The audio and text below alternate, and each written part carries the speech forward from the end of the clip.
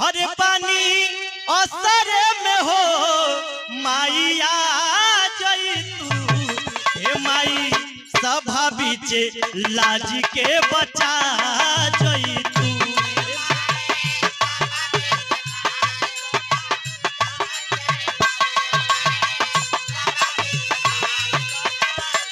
हो पानी असर में हो पानी असर में हो बैठिए 2 मिनट बैठिए सभा बीचे लाज के बचा भैया बैठिए बस 2 मिनट बच्चे उगाने के बाद फिर कार्यक्रम होगा।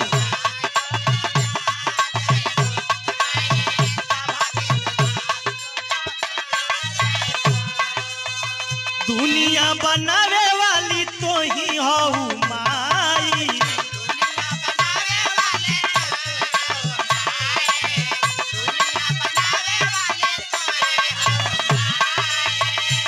दुनिया बनावे वाली तो ही हो माई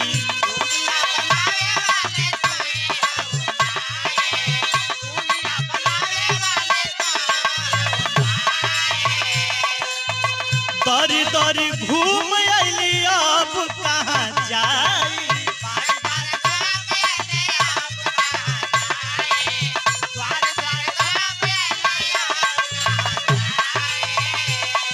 ये हमारे बड़े भैया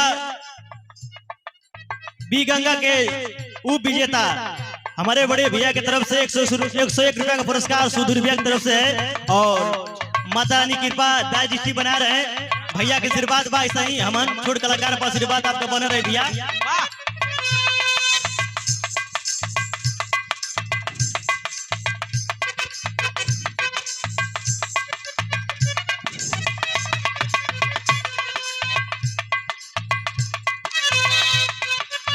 दुनिया बनावे वाली तो ही हो माई